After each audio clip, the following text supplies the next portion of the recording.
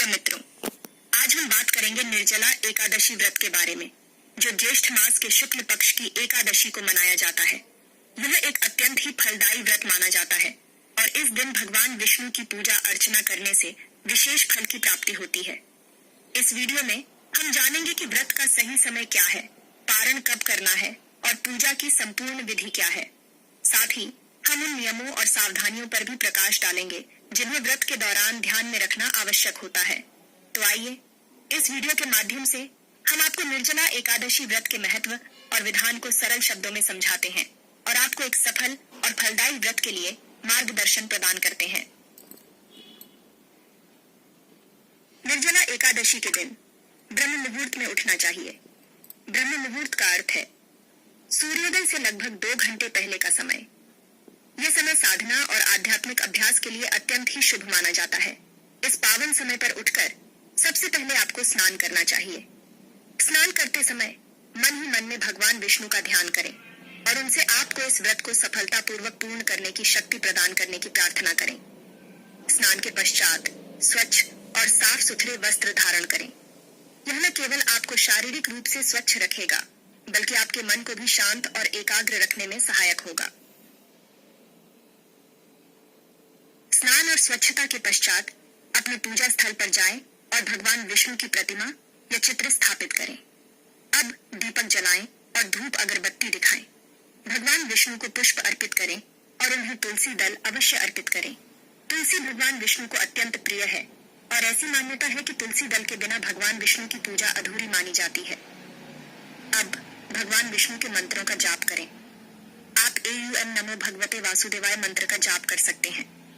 यह मंत्र भगवान विष्णु को अत्यंत प्रिय है और इसका जाप करने से मन को शांति और आनंद की अनुभूति होती है।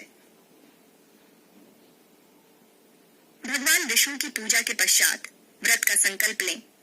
अपने मन में दृढ़ निश्चय करें कि आप इस व्रत को पूरे नियम और निष्ठा के साथ पालन करेंगे। निर्जला एकादशी व्रत में पूरे दिन जल ग्रहण नहीं किया जाता है। यह व्रत अत्यंत कठिन होता है, इसलिए व्रत रखने से पहले अपनी शारीरिक क्षमता का ध्यान अवश्य रखें। यदि आप किसी गंभीर बीमारी से पीड़ित हैं, गर्भवती हैं या फिर वृद्ध हैं, तो आपको यह व्रत नहीं रखना चाहिए। आप चाहें तो फलाहार व्रत कर सकते हैं, जिसमें आप केवल फलों का सेवन कर सकते हैं। निर्जला एकादशी के दिन विष्णु सहस्त्रनाम, विष्णु चालीसा और एकादशी व्रत कथा का पाठ करना अत्यंत शुभ माना जाता है। विष्णु सहस्त्रनाम में भगवान विष्णु के 1000 नामों का वर्णन है और इन नामों का जाप करने से मन को शांति और एकाग्रता प्राप्त होती है। विष्णु चालीसा भगवान विष्णु की स्तुति में रचित एक सुंदर स्तोत्र है, जिसका पाठ करने से भगवान विष्णु की कृपा प्राप्त होती है।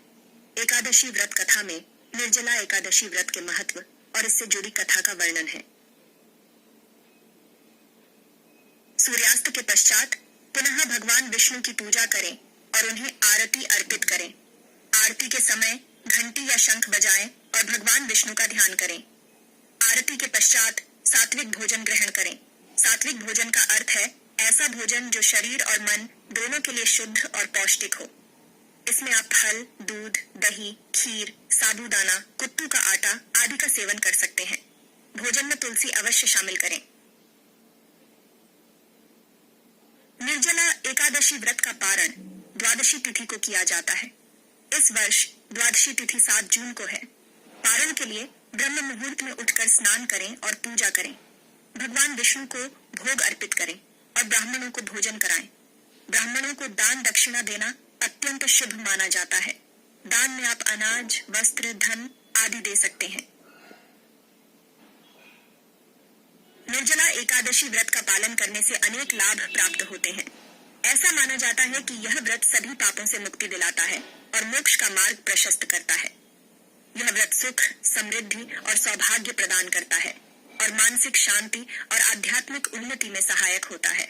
हालांकि यह ध्यान रखना आवश्यक है कि व्रत के दौरान अपने शरीर की क्षमता का ध्यान रखें और अगर आपको कोई शारीरिक परेशानी हो तो व्रत रखने से पहले चिकित्सक से सलाह अवश्य